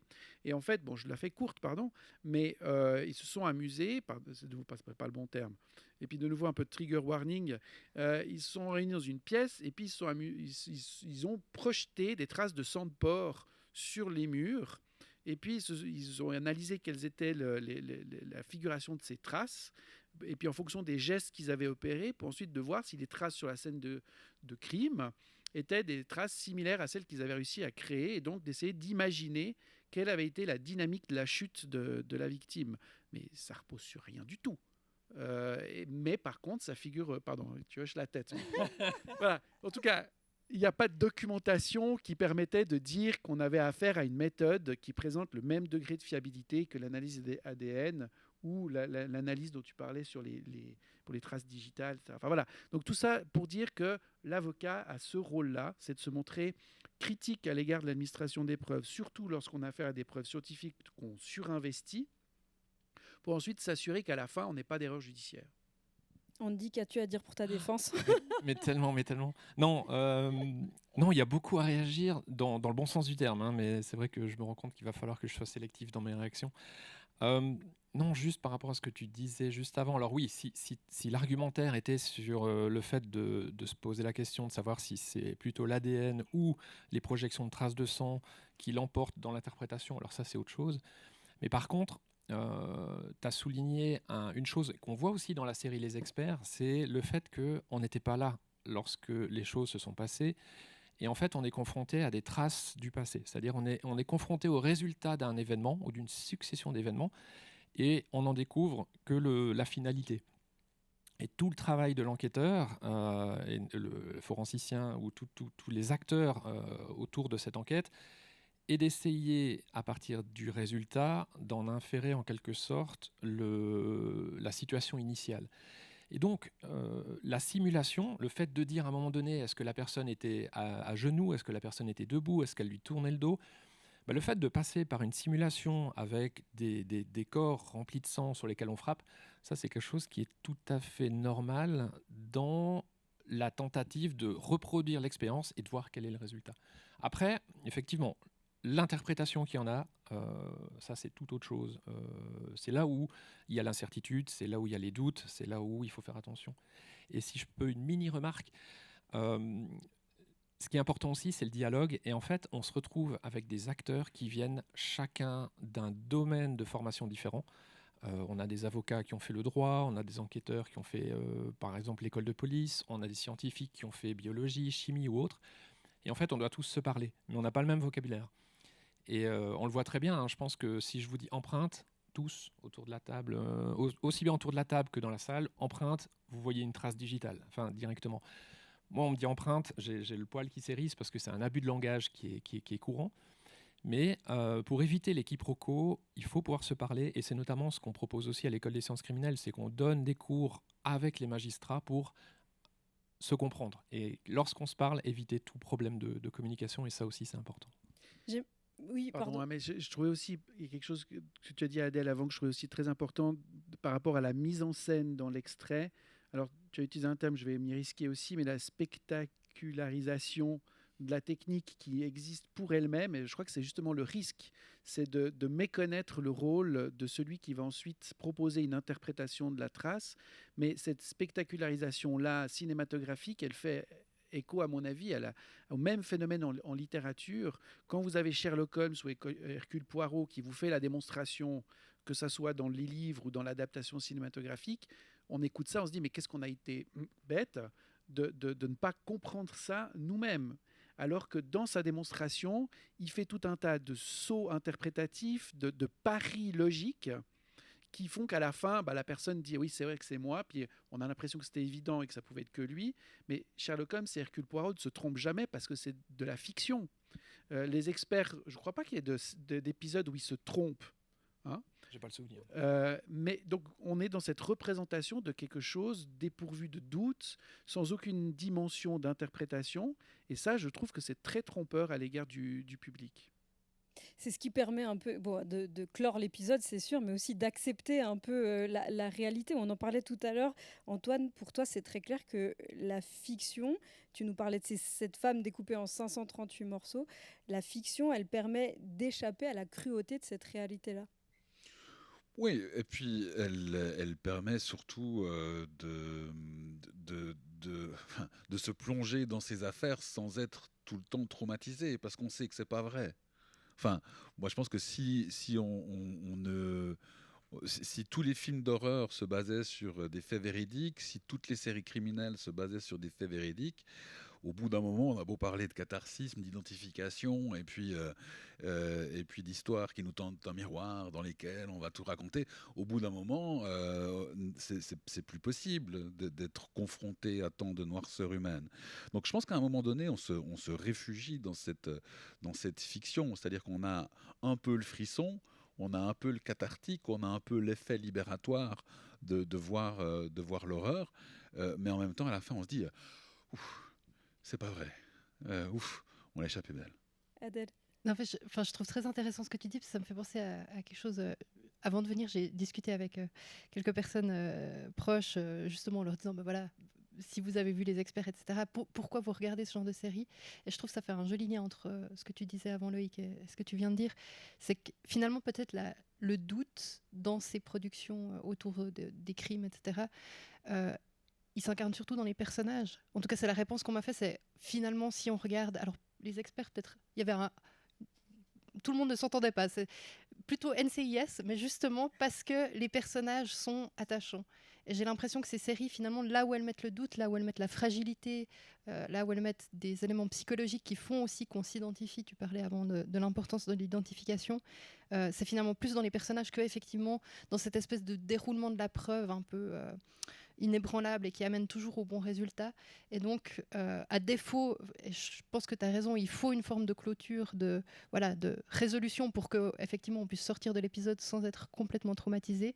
Mais du coup, c'est plutôt du côté des personnages qu'on vit ces doutes, ces hésitations, ces craintes aussi potentiellement de commettre une erreur. Et du coup, peut-être il faut les deux pour nous accrocher. Moi, je suis d'accord. Les deux, donc réalité et fiction. Moi, je pense que le fait d'être confronté à cette réalité, à la réalité de ces affaires, nous laisse pas d'échappatoire. Elle nous force à nous confronter à ce qui est caché.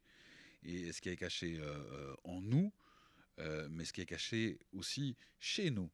C'est-à-dire, combien de fois, quand on parle d'histoires criminelles, de true crime qui ont une certaine proximité, les gens disent « mais je ne veux pas entendre parler de ça. Pourquoi est-ce que vous déterrez cette histoire? Pourquoi est-ce que vous voulez parler de ça encore aujourd'hui ?» Donc il y a cette volonté de ravaler notre noirceur personnelle et de ravaler la noirceur qui nous entoure. Et c'est pour ça qu'au bout d'un moment, c'est plus possible d'être tout le temps confronté à ces choses-là, et puis qu'il faut... se plonger dans la fiction. Puis quand même juste un mot aussi sur ces ellipses. Oui, alors la cuve, c'est un aquarium transparent, et c'est pas une cuve mate qui a des filtres à charbon parce que sinon on meurt. Ou alors oui, c'est 3-4 jours, enfin, etc., etc. Après, moi, je me mets aussi à la place des gens qui veulent raconter ces histoires. Si on fait tout comme vraiment dans la réalité, personne ne regarde, quoi. Donc, c'est aussi ça. Raconter des histoires, c'est aussi les raconter de telle sorte qu'on veuille les écouter. C'est ce que nous disait Loïc, ce serait pénible finalement cette série sur le quotidien, vraiment au quotidien, mot pour mot, procès par procès, sur le quotidien d'un avocat. Loïc, tu utilises le roman policier dans le cadre du cours dont on parlait en introduction. Quel apprentissage en fait ça permet pour des étudiantes en droit de passer par la littérature, de passer par la fiction? C'est un cours sur 5 jours, donc j'espère que vous avez le temps. Non, mais c'est parti. Il y a plein de raisons pour les juristes de lire des romans et de lire des romans policiers.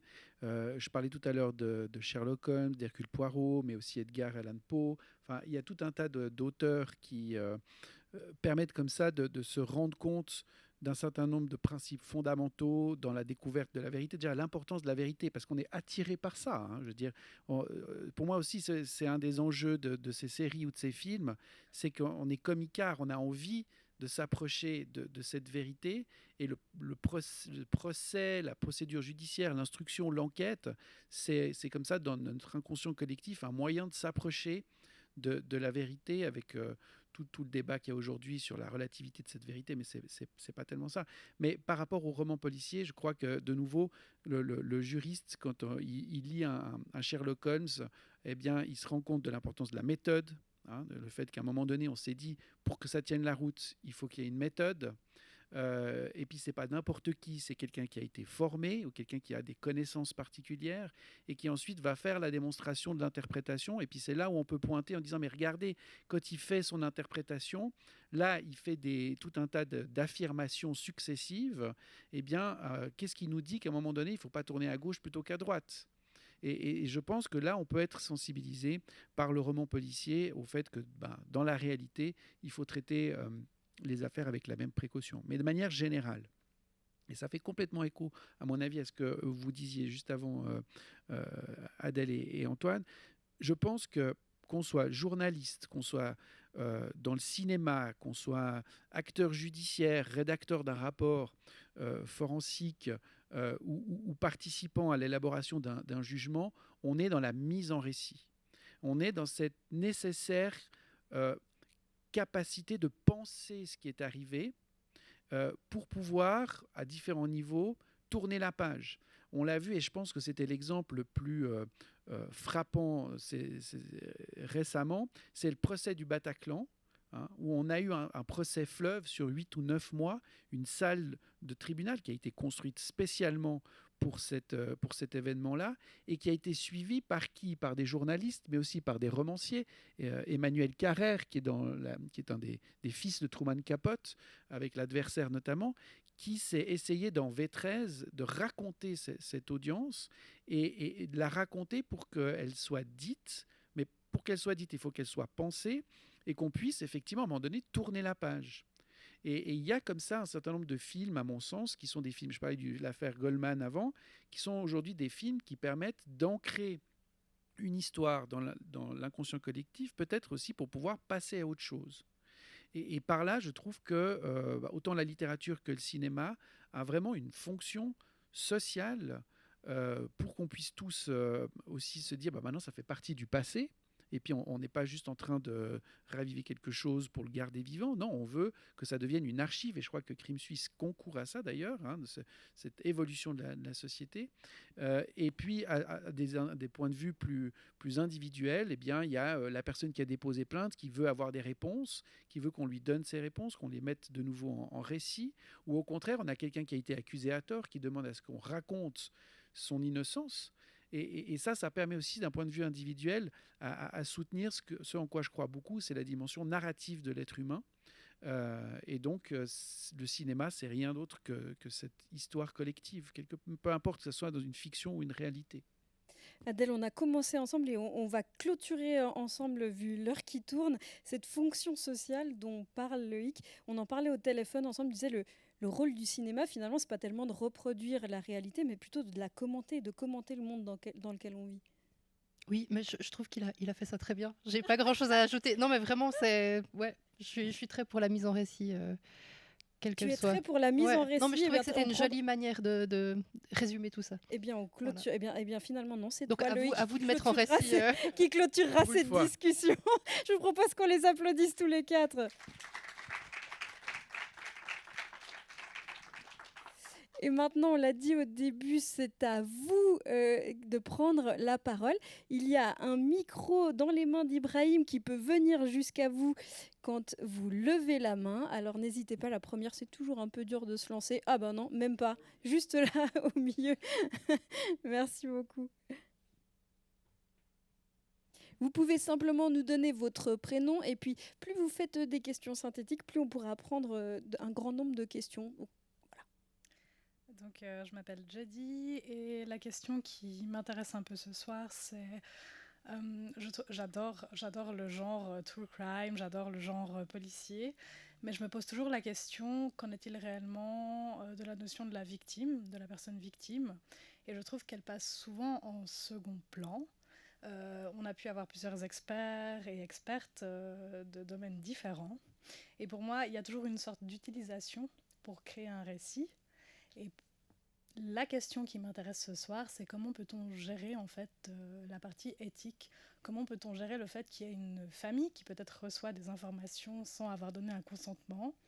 Comment peut-on gérer le fait que la victime n'est pas forcément décédée d'ailleurs?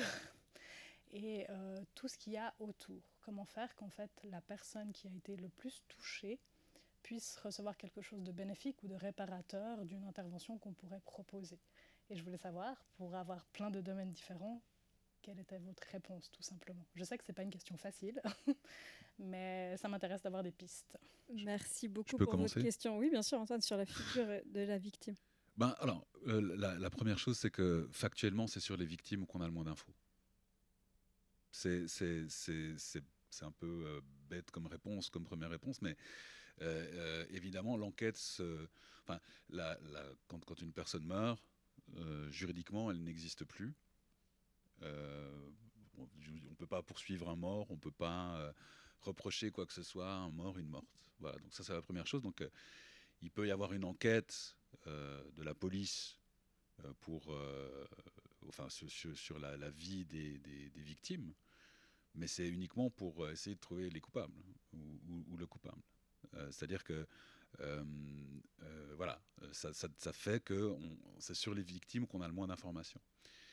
Et la question, elle me touche parce que dans l'épisode Crime Suisse sur le crime de Ponte Capriasca, qui est l'épisode où la femme d'un douanier tessinois se fait tuer. Alors les tueurs voulaient se venger du mari, ils cherchaient le mari, ils sont allés sonner à sa porte et puis ils sont tombés sur l'épouse et puis ils l'ont tuée elle.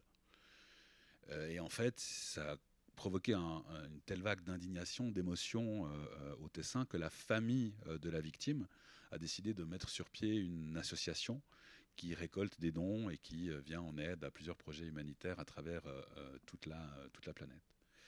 Et c'est le seul cas, en fait, pour vous dire, où on n'a pas anonymisé le nom de la victime dans Crime Suisse. Parce qu'on a considéré que, puisque la famille utilisait le nom de la victime pour faire le bien, pour cette association caritative, on s'est dit qu'on pouvait utiliser le vrai nom de la victime. Et nous, dans Crime Suisse, on anonymise, c'est des faux prénoms. Alors on donne les lieux, mais on ne va pas trop précisément dans la description de qui sont ces victimes pour, en quelque sorte, respecter leur mémoire, même si juridiquement ça veut rien dire. Voilà. Donc pour résumer, on n'a pas beaucoup d'infos. On fait en sorte d'anonymiser. Et puis quand on a l'occasion de leur rendre hommage, on leur rend hommage. Voilà, c'est en tout cas moi ce que je peux répondre comme ça. Et on avait par ailleurs contacté la famille pour les prévenir. On avait contacté la famille la famille était au courant dans le crime tessinois. Et puis il y a notamment aussi un autre épisode où la victime survit dans Crime Suisse. On a essayé de la contacter, on sait qu'elle est toujours en vie, on a essayé de la contacter, mais on n'a pas réussi. Elle nous a jamais répondu. Voilà. Est-ce que vous souhaitez aussi réagir sur cette question sur la... Moi, j'avais juste un exemple à donner. De fait, le cinéma, je pense à plein de moments, notamment dans ces séries, utilise, comme vous l'avez dit, la victime comme presque un ressort narratif. Enfin, c'est ce qui enclenche l'enquête. Donc, voir dans les films potentiellement de comédie autour des meurtres, c'est jamais traité sérieusement. Par contre, je pense à un film qui a été justement montré au Festival du film judiciaire, qui s'appelle La Nuit du 12, et qui traite d'un féminicide. Et c'est un film assez intéressant parce que justement, le film se fait évidemment sans la victime, mais tout le film finalement nous montre à quel point, je ne sais pas comment dire, son absence et la tentative d'essayer de comprendre qu'est-ce qui s'est passé vient éclairer au fond le fait qu'elle n'est plus là pour parler, elle n'est plus là pour se présenter elle, et donc tout passe par le regard des autres.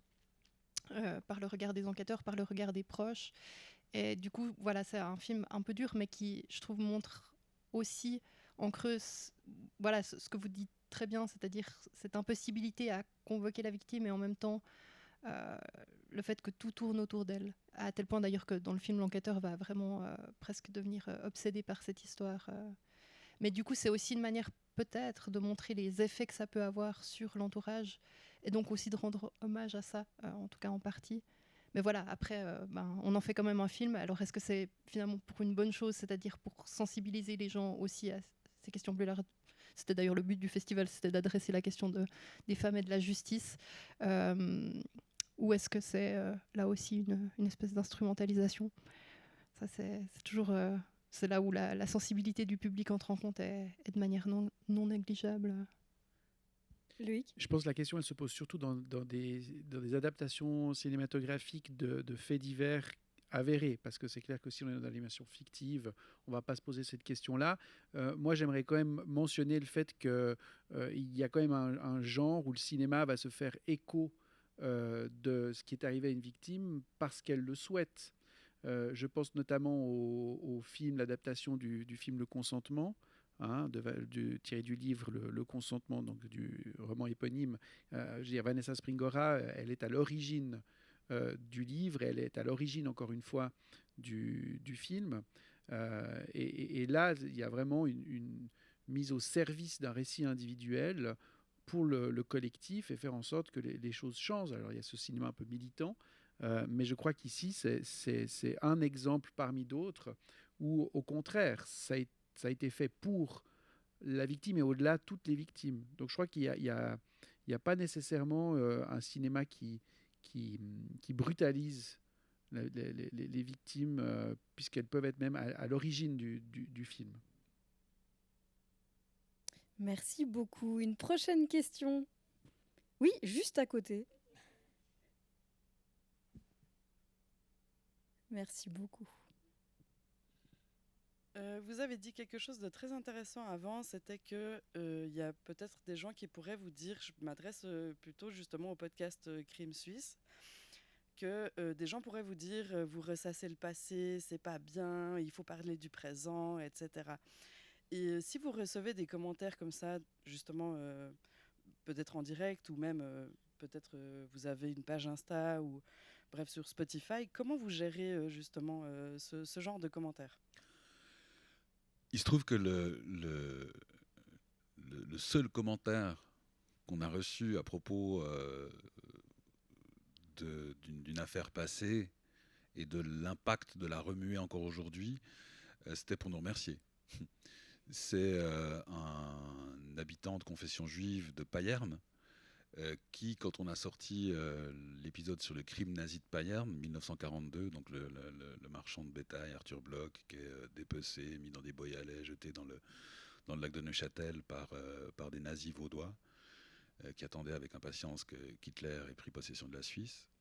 Il nous a écrit, j'ai écouté cet épisode et ça m'a rappelé les bisbis que j'avais avec mon père, qui dans les années 70, on s'est fâché. En fait, cet homme qui nous a écrit s'est fâché pendant toute une partie de sa vie parce que lui trouvait qu'il fallait qu'on parle de ce qui s'était passé à Payerne pour qu'on n'oublie plus et qu'il fallait vraiment qu'on n'oublie pas ce qui s'était passé là. Et il s'est vraiment fâché avec son père pendant une grande partie de sa vie. Et puis, après, son père est mort. Et puis, après, je suis pas psychiatre, mais voilà, il a porté ça, il a continué de porter ça. Et puis, il a dit, il nous a remercié de le faire. Et c'est le seul cas concret. Mais vous savez, je pense qu'il y a une grande sensibilité aussi dans l'approche et dans la manière dont on met en récit cette réalité. Je ne sais pas si vous connaissez le podcast, mais c'est pas... je revendique le fait qu'on ne fait pas du voyeurisme, quoi. Qu'on explique les choses, on plante le contexte historique, sociétal, il y a toujours un invité ou une invitée à la fin qui contextualise d'une manière ou d'une autre ce qu'on vient d'entendre. Et c'est sans doute pour ça qu'on n'a pas fait face encore à ce reproche-là de pourquoi est-ce que vous remuez sans cesse le passé. Puis vous savez, je ne sais plus quel éminent journaliste a dit, à chaque fois que je le veux citer, je ne me souviens plus du nom, mais il a dit le journalisme, c'est pas de faire plaisir ou du tort à quiconque, c'est de planter la plume dans la plaie. Et puis j'enchaîne directement avec une autre citation, on n'en a pas eu ce soir. Le journalisme, c'est publier quelque chose que quelqu'un, quelque part, ne veut pas qu'il soit publié. Tout le reste, c'est de la communication. Donc quand vous faites du journalisme, vous fâchez les gens, et quand vous faites du journalisme, vous publiez des sujets que les gens ne veulent pas voir dans la presse.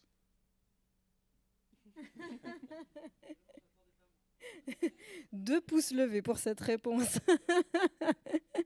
Une prochaine question. Tout en haut, au milieu.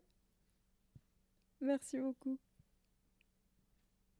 Bonsoir. J'avais une petite question parce que souvent dans les séries ou dans les films policiers, on voit les experts forensiques comme un peu des couteaux suisses scientifiques qui font autant de la physique que de la biologie, que de la chimie et tout plein d'autres domaines scientifiques.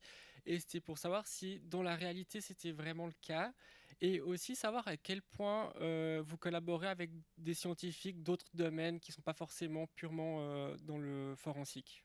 Voilà. Andy, est-ce qu'en tant que Belge, tu es devenu un chercheur couteau suisse? Est-ce que je suis devenu un couteau suisse? Alors oui, effectivement, c'est ce qui fait, et ben d'ailleurs c'est ce qui m'a plu dans ma transition entre chimiste et forensicien, c'est que les étudiants qu'on forme, donc on est parmi les rares écoles au monde à proposer les 3 niveaux académiques universitaires, bachelor, master et doctorat.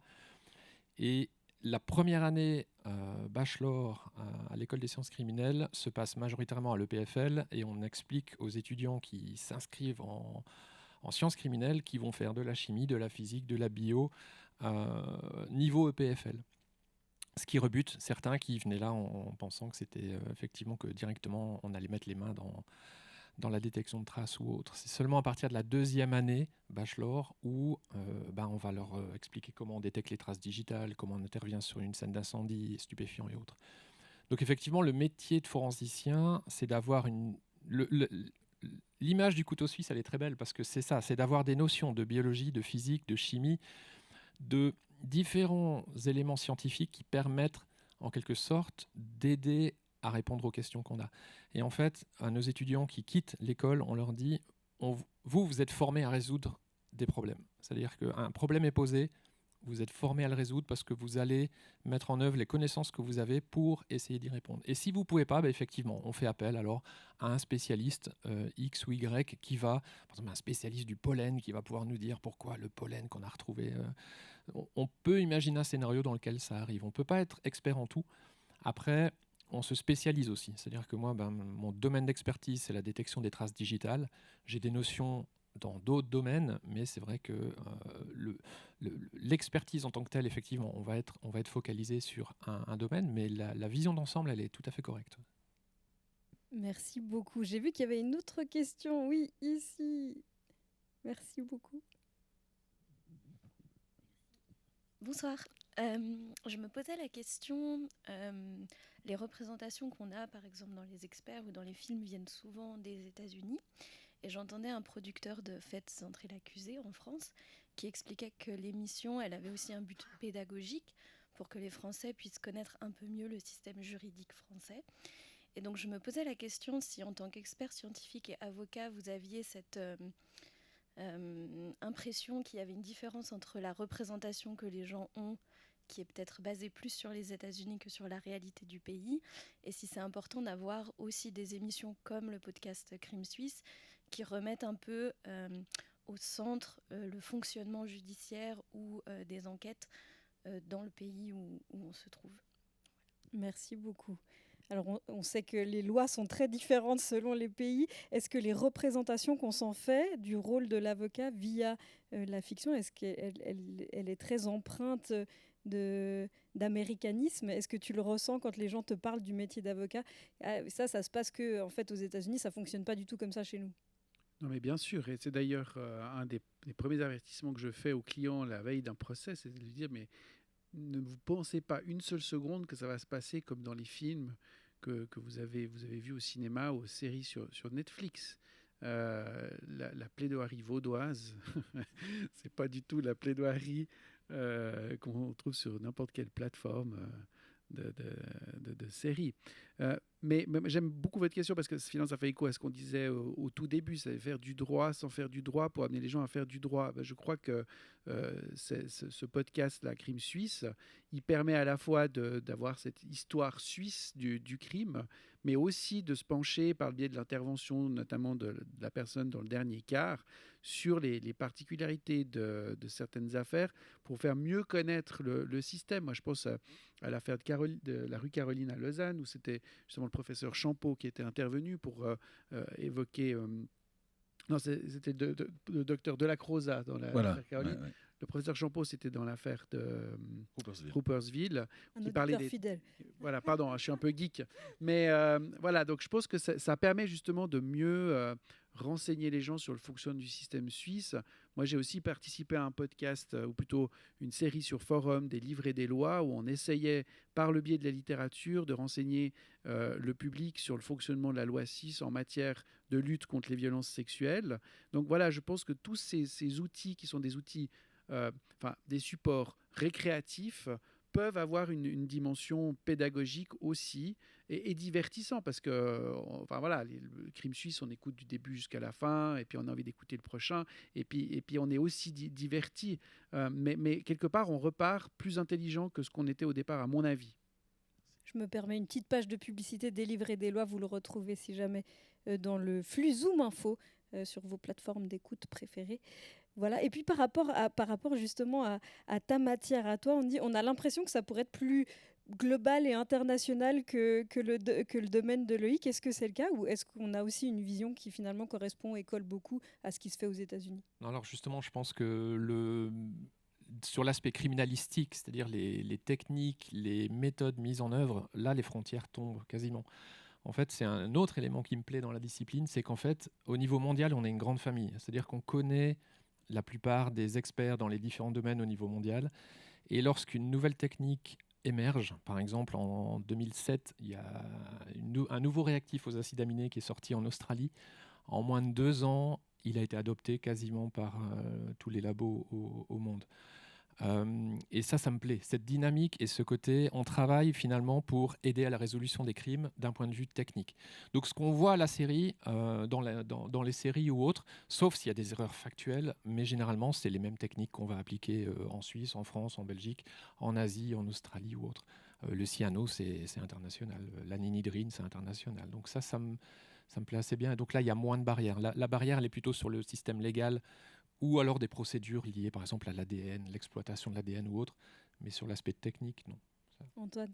Alors sur l'aspect légal, vous allez vous intéresser à ça dans un prochain épisode de Crime Suisse qui sera consacré à l'affaire Belchaud, qui a été une des grandes affaires criminelles vaudoises, où un anthropologue canadien a été accusé du meurtre de sa femme. Et un des aspects importants de l'affaire, c'est que lui, il était canadien, donc nourri au droit juridique nord-américain, pour faire vite, où l'accusé a le droit de garder le silence, où le président du tribunal est plutôt là pour arbitrer les débats que pour s'impliquer. Et en fait, quand il a été jugé à Aigle, les journalistes canadiens qui étaient sur place, vous écouterez le podcast, mais n'en revenaient pas de comment, il y a des plaisanteries graveleuses entre le procureur et le président, il y a le jury qui se pousse comme ça et puis qui échange des gags, il y a les flics derrière l'accusé qui se mettent à pouffer quand on parle quand il y a une évocation sexuelle, et ça, pour les Canadiens qui étaient présents pendant le procès, ça a été un espèce de traumatisme. Et lui-même est à un moment donné interrogé par 2 inspecteurs de la sûreté vaudoise qui ont fait le déplacement à Vancouver, et il est aussi traumatisé par cet interrogatoire qui est vraiment mené à charge et de façon très violente par les 2 Pandores de l'État de Vaud. Un super épisode que je vous recommande et qui sortira bientôt. Une autre question.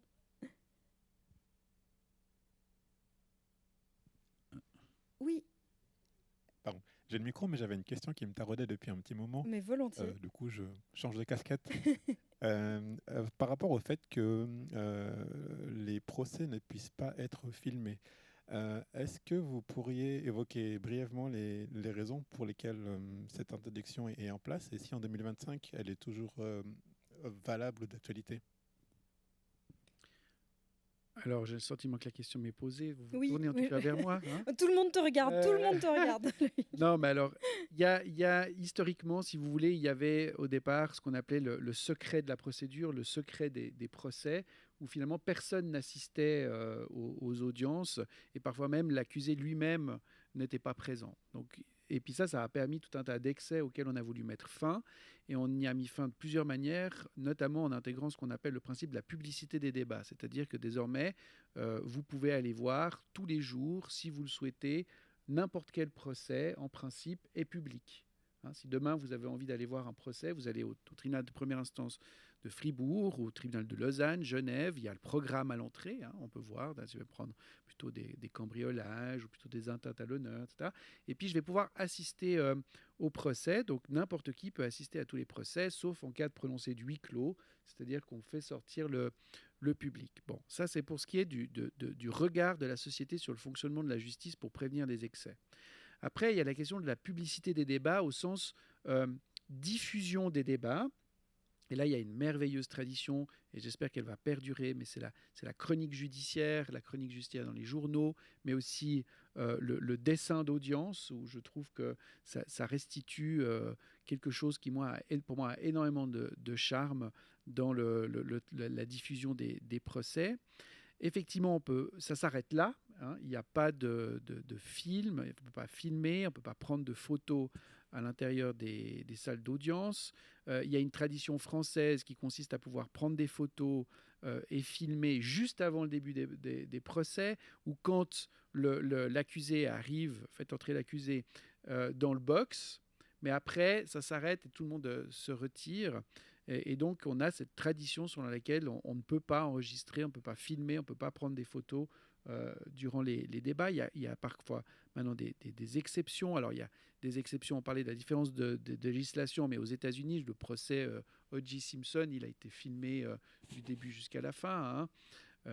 Et en France, on a une tentative d'incursion avec, justement dans cette perspective pédagogique, de faire du documentaire, d'avoir des reportages en audience, d'avoir même une chaîne de diffusion, mais pour certaines audiences, tout ça dans une perspective pédagogique, mais en tout cas en droit continental, ça s'arrête là. On ne va pas permettre l'intrusion des médias dans l'audience autrement qu'à des fins pédagogiques. Voilà. Je ne sais pas si j'ai répondu à votre question, et pour l'instant, il n'y a pas de projet d'ouvrir encore plus la porte des débats, et c'est tant mieux. Merci beaucoup. On a le temps pour une dernière question si quelqu'un veut encore se lancer. Oui, juste là. Merci beaucoup. La question, en fait, elle serait un peu sur la question de la représentation justement de ces phénomènes qui peuvent être, pour certaines personnes, extrêmement violentes. Je voulais savoir, dans le cadre de Crime Suisse, par exemple, est-ce que vous considérez qu'il y a des affaires que vous ne pouvez pas traiter? Parce que c'est vrai que dans l'histoire du cinéma, je crois qu'il y a aussi cette question de savoir qu'est-ce qu'on peut véritablement représenter ou non. Il y a notamment ce débat entre Claude Lanzmann et puis Spielberg sur la question de la Shoah, par exemple. Là, on sort un peu du thème, mais qui était de se dire jusqu'à quel point on peut y aller ou pas. Est-ce que vous avez ce genre de problématique qui peut se poser des fois, de se dire est-ce qu'on peut aborder certains thèmes et est-ce que le format correspond à ça? Alors, sur la question de est-ce qu'on peut aborder certains thèmes ou pas, moi je suis un peu de l'école art journalisme, donc pour moi on peut tout raconter. On peut tout raconter, on peut tout dire, on peut presque tout montrer. Moi j'ai une image qui m'a marqué quand j'étais pas encore journaliste, c'est Mogadiscio. Les cadavres des GIs américains brûlés vifs, traînés par des jeeps dans la rue, c'était ceux qui étaient tombés du Faucon Noir. Tiens, voilà un événement qui a été beaucoup traité, hein, un événement réel qui a beaucoup été traité par le cinéma. Je crois même qu'il y a une série récemment qui vient de sortir sur ce drame du Faucon Noir. Donc pour moi, on peut tout dire, mais on ne peut pas tout dire tout le temps, de n'importe quelle manière, dans n'importe quel format. Donc pour moi, c'est oui, chaque histoire mérite d'être racontée, mais peut-être pas dans Crime Suisse, peut-être pas dans le 1930, peut-être plutôt sous forme de débat dans forum, ou plutôt sous forme de reportage au long cours sur ID.news en ligne. C'est-à-dire que quand l'histoire est trop... je me souviens de ces images, j'étais passé au TJ, puis, au 1930 à l'époque, puis qu'il y avait vraiment eu une grosse polémique. Est-ce qu'on peut montrer ces corps brûlés dans les rues de Mogadiscio? Donc la réponse est en deux temps. Oui, on peut parler de tout, mais effectivement, il faut veiller à utiliser, j'ai pas d'autre terme, un format adapté. Et pour répondre donc sur mon cas à moi dans Crime Suisse, ça veut dire que forcément, à un moment donné ou à un autre, je me dis non, cette histoire, je peux pas la raconter dans Crime Suisse. Ou pas encore. Vous vous souvenez de Marie, qui a été tuée dans des circonstances absolument horribles, et d'ailleurs dont le meurtrier a été défendu par Loïc Parrain. Cette histoire-là, voilà, elle remplit tous les critères pour un crime suisse, sauf que je considère aujourd'hui qu'elle est trop récente. Et là, clairement, on en revient à la première question de la victime. Je pense qu'il y a quand même une délicatesse, le mot, une sensibilité précise à avoir. Et puis en fait, chaque affaire est différente. Et puis après, je ne dis pas tout ce que je sais sur toutes les affaires, parce que sinon il y a des épisodes qui seraient juste inécoutables, quoi, qui seraient vraiment sordides, quoi. Donc voilà.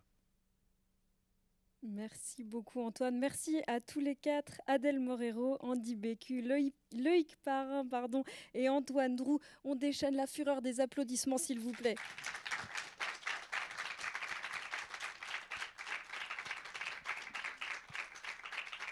Si la thématique vous a plu, Thierry Jobin l'a dit en introduction, on enregistre ici même demain soir à 18h un épisode inédit de Crime Suisse. Ça nous fera très plaisir de vous revoir.